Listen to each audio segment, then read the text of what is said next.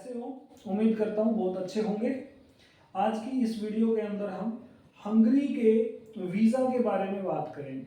दोस्तों, आज वीडियो थोड़ा लंबा होगा, हो सकता है आधे घंटे का हो जाए, लेकिन आपकी हर एक क्वेरी का इस वीडियो के अंदर आपको जवाब मिलेगा। आज हम हंगरी के बारे में बात करेंगे। पहले मैं उन लोगों के लिए बात कर लेता हूँ जो खुद से हंगरी के अंदर जॉब ढूंढ रहे हैं और जो खुद से जाना चाहते हैं, किसी एजेंसी की, किसी एजेंट की हेल्प नहीं लेना चाहते। उन लोगों को क्या चाहिए? आप चाहे 10th पास हैं, चाहे 12th पास हैं, मैटर नहीं करता, एजुकेशन 10th मिनिमम रिक्वायर्ड होती है। आपके पास कोई एक्सपीरियंस है, किसी भी फील्ड का, उसी तरह की जॉब मिल जाती है। आपको अपना यूरो पास का सीवी बनाना है। कैसे बना सकते हैं, उसके लिए मैं आपकी हेल्प कर रहा हूँ। यूरो पास करके एक वेबसाइट आती है, गूगल में सिर्फ आप यूरो पास लिखोगे उससे आ जाएगा। वहां पर आपको अपना कोई भी पसंद का फॉर्मेट चूज करना है और उसमें अपनी सारी इंफॉर्मेशन डालनी है। क्या आपने पढ़ाई की है, किस कंपनी में आप जॉब करते हो, कब से आप कब तक जॉब कर रहे हो, किस साल आपने पढ़ाई कंप्लीट करी थी, अपनी फोटो अपलोड करनी है, जीमेल आईडी डालनी है, फोन नंबर डालना, वो सब डाल के और वहां से जनरेट सीवी कर देना है और आपको आपका यूरो पास का सीवी मिल जाएगा।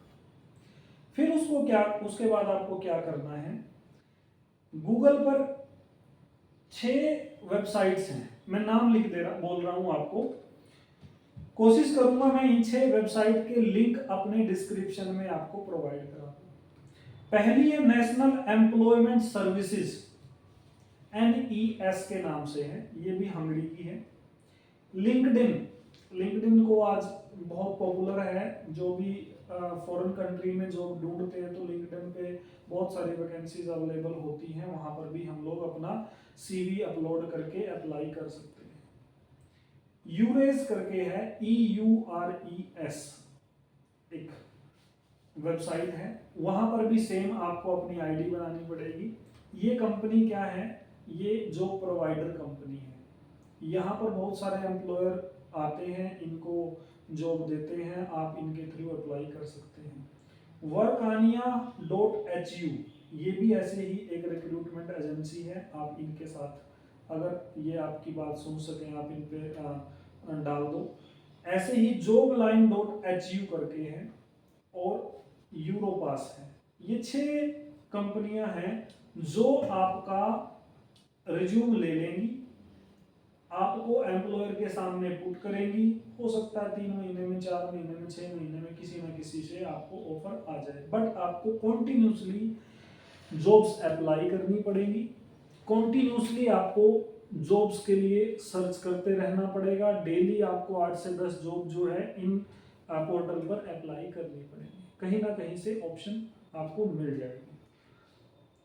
आप ये भी कर सकते हैं कि जब आप जॉब सर्च करते हैं तो उससे रिलेटेड अगर कंपनी का नाम आता है तो कंपनी की वेबसाइट पर जाके कैरियर ऑप्शन में जाके वहां से भी अप्लाई कर सकते हैं। वहां से आपको जल्दी ऑप्शन मिलेगा, मे भी जल्दी चांस मिल जाए जॉब मिलने का।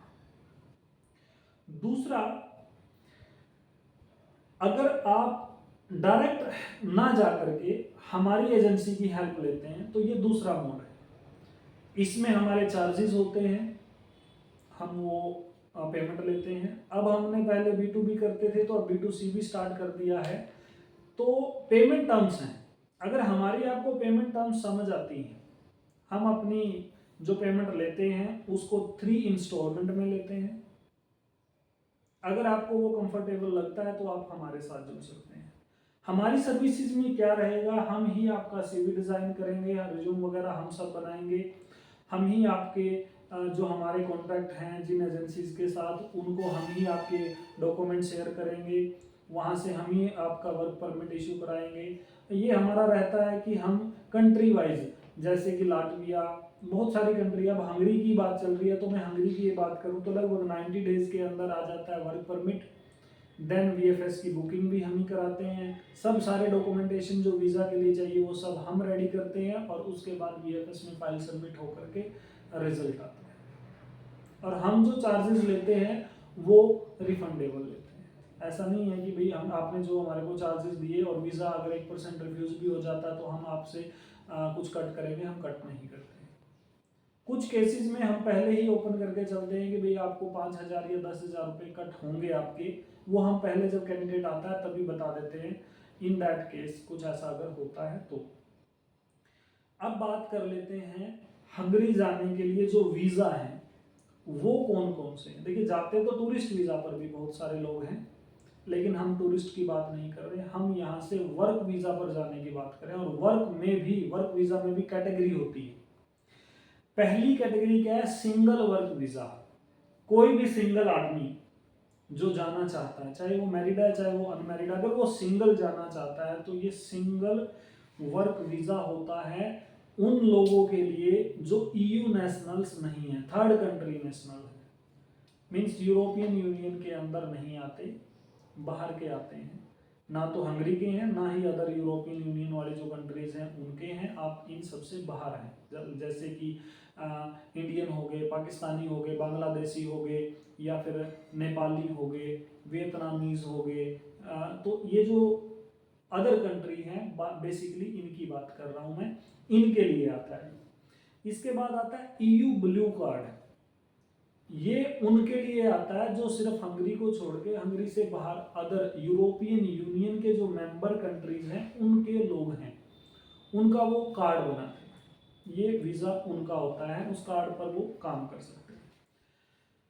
अब यहाँ पर आगे ऑप्शन मिलता है आपको कि क्या आप अपनी फैमिली को साथ ले जा सकते हैं।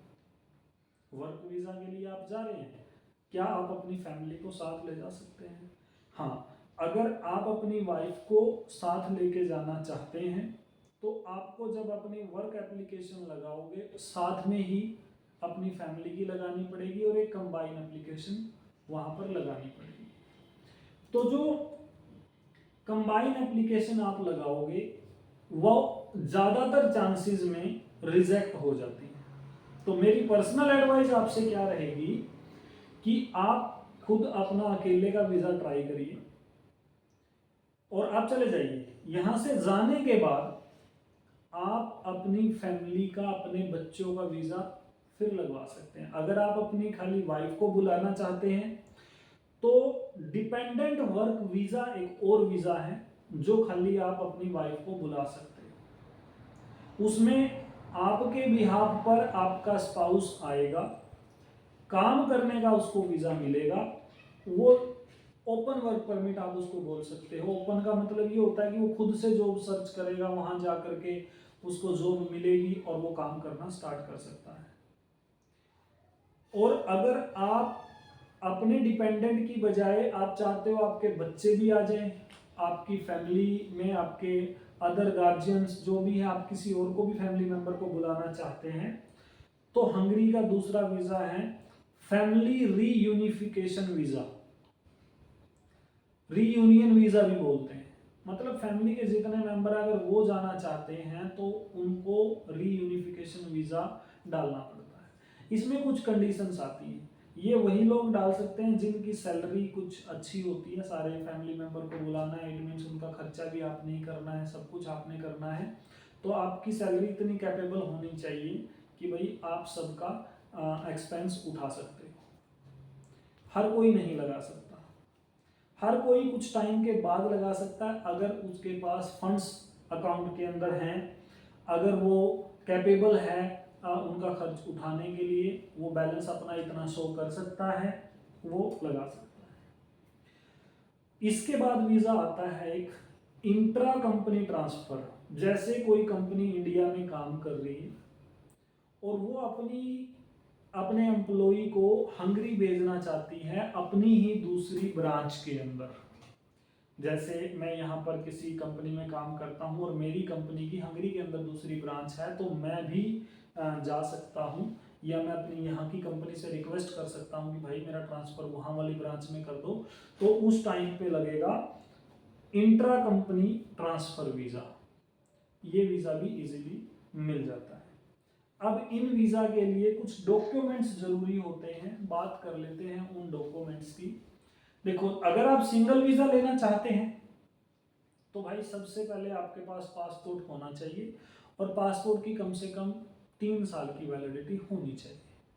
2 साल वाला चल जाता है, बट मैं कहूँगा कि 3 साल की होनी चाहिए कम से कम, क्योंकि 2 साल का वर्क परमिट तो मिलता ही है। जिस दिन आप अप्लाई कर रहे हो उस टाइम, जिस दिन आपका वीज़ा आएगा उस टाइम पर भी आपकी कम से कम 2 साल की वैलिडिटी बची होनी चाहिए। ये तो आपको बिल्कुल 100% ध्यान रखना, अदरवाइज आपको बोर्डिंग में नहीं बैठने दिया जाएगा, आपको वापस भेज देंगे। कम से कम 3 साल आपका टाइम बचा होना चाहिए। फिर हम बात कर लेते हैं अगला डॉक्यूमेंट, आपका फोटो, जो कि 35x45 साइज का होना चाहिए और जिसके अंदर 80% आपका फेस विजिबल होना चाहिए। इसके अलावा आपको क्या चाहिए? इसके अलावा आपके एकेडमिक्स, भाई जो आपने 10th क्लास करी है उसकी मार्कशीट, 12th क्लास करी है उसकी मार्कशीट, या अदर जो भी क्वालिफिकेशन है आपकी, आपका कोई डिप्लोमा है, आपकी कोई डिग्री है, वटएवर जो भी है, आपकी वो क्वालिफिकेशन के डॉक्यूमेंट चाहिए। फिर आपका आधार कार्ड भी चाहिए, और वीज़ा अप्लाई करने के लिए जो हंगरी से वर्क परमिट आया वो भी चाहिए, और हंगरी से एक अकोमोडेशन लेटर प्रोवाइड करती है कंपनी की, भाई यहाँ पर आके बंदा रहेगा, वो भी चाहिए। साथ में आप पहले मंथ के लिए हंगरी में रहने जा रहे हो, आपको जाते ही सैलरी नहीं मिलेगी, 1 महीने बाद मिलेगी, तो उसका खर्चा आपके अकाउंट में होना चाहिए, उसकी भी आपकी बैंक स्टेटमेंट लगती है।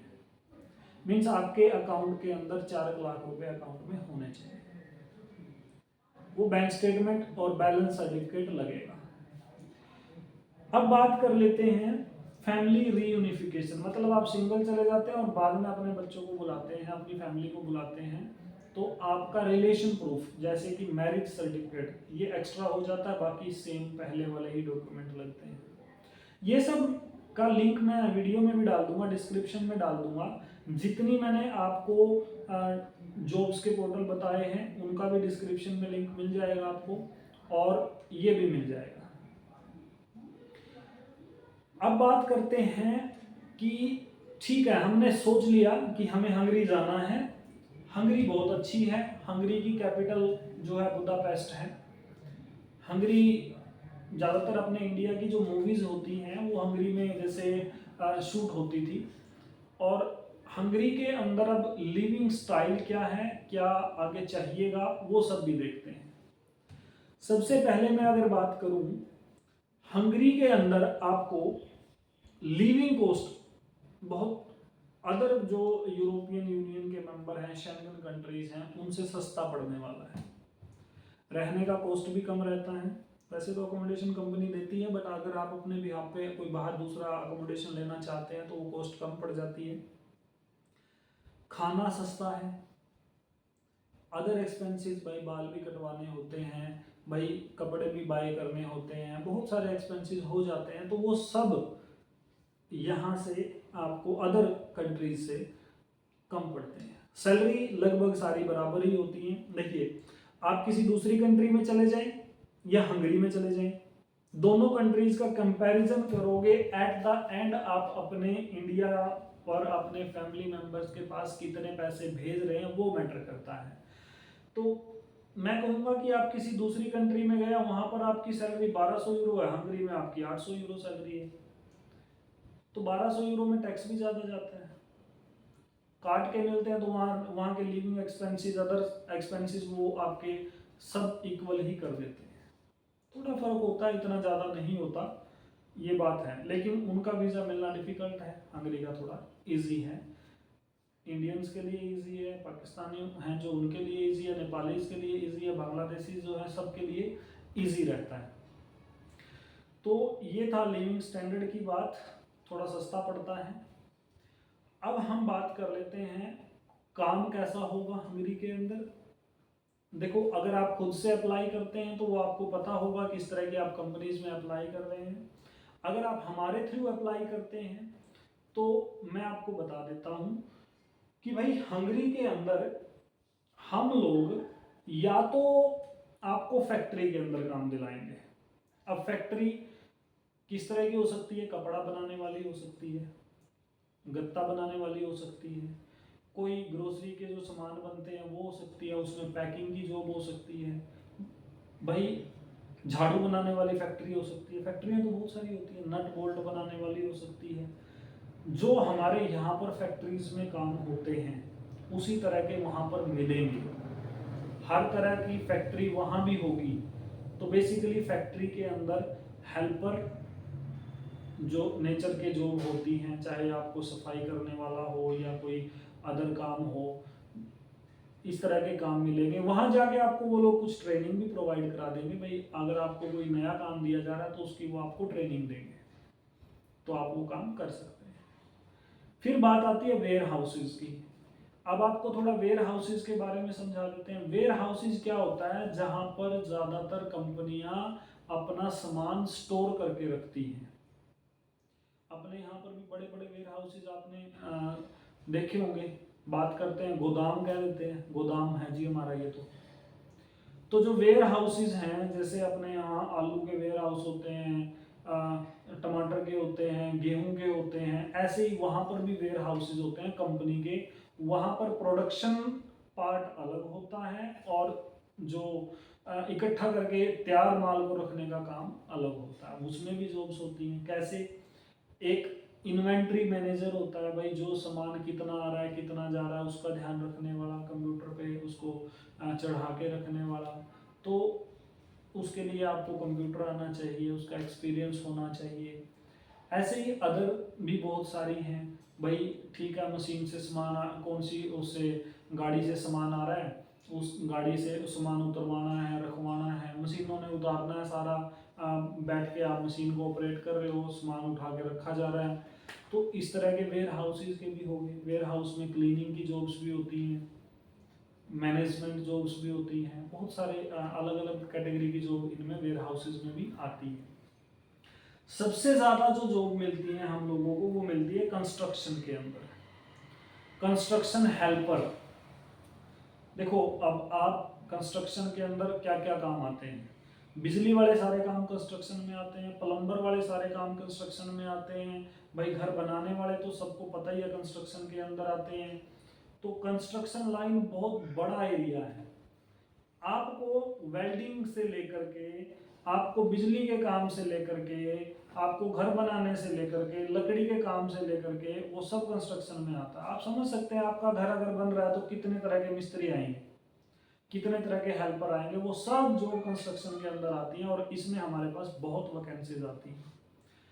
ऐसा नहीं है कि जैसे यहाँ पर इंटेड होने का काम है वो कर रहे हैं। यूरोप के अंदर आप अपनी कैपेसिटी से काम कर सकते हैं, चाहे 2 ईंट उठा रहे हैं, चाहे 10 ईंट उठा रहे हैं, और वेट का काम नहीं उठा रहे तो चाहे वो मशीनों के साथ लेके जा रहे हैं।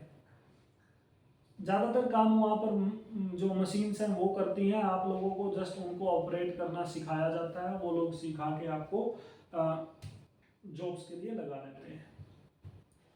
तो सिंपल सी अगर मैं बात करूं आपसे, आप कंस्ट्रक्शन के जॉब में भी जा सकते हैं। अभी लेटेस्ट मेरे पास हंगरी के अंदर कल ही खत्म हो जाएंगी वो वैकेंसी। जब तक मैं ये वीडियो अपलोड करने वाला हूं तब तक शायद खत्म हो जाएं, क्योंकि लास्ट वीक से ये वैकेंसीज आई हुई थी। टिग मिग वेल्डर, ये मैं आपको फिर से इसको बोल देता हूँ, टिग मिग वेल्डर। ऐसे वेल्डर जो लोहे की भी करना जानते हैं वेल्डिंग, लोहे का सामान बनाना जानते हैं, या फिर जैसे ये गेट बनते हैं हमारे यहाँ, एल्यूमिनियम के गेट बनते हैं, या फिर हमारे यहाँ पर स्टील के गेट बनते हैं। इस तरह की वेल्डिंग्स जो होती हैं, हर तरह की वेल्डिंग जॉब्स की पूरे यूरोप के अंदर शॉर्टेज रहती है। अगर किसी भाई को लगता है कि उसके पास एक्सपीरियंस है, वो भी जा सकता है, अर्जेंट अप्लाई कर सकता है। अगर किसी को लगता है कि उसके अंदर कैपेसिटी है, वो सीख लेगा, 2 महीने के अंदर वीजा आने तक सीख लेगा, तो वो भी मेरे से कांटेक्ट कर सकता है। मैं एज ए फ्रेशर उसका अप्लाई कर दूंगा। थोड़ा हो सकता है कि एक्सपीरियंस को 1200 यूरो 1300 यूरो मिलते हैं, उसको 1000 यूरो मिल जाएंगे सैलरी के, लेकिन उसकी प्रोफाइल भी हम लगा सकते हैं। बट कंडीशन रहेगी आपको सीख के जाना पड़ेगा, वहां जाके आपको काम करना है। इनमें सैलरी अच्छी मिल जाती है। जो भी आपके हाथ के हुनर वाले काम हैं, जो स्किल वाले काम जिनको हम बोलते हैं, वो काम वहां पर हमेशा शॉर्टेज में रहते हैं। अब मैं आपको कुछ इसके जो हंगरी के अंदर जो शॉर्टेज है, या पूरे यूरोप में ही लगभग शॉर्टेज रहती है, उन कामों की लिस्ट भी आपको उसका एक डिस्क्रिप्शन के अंदर लिंक डाल देता हूं, आप सर्च कर सकते हैं उससे।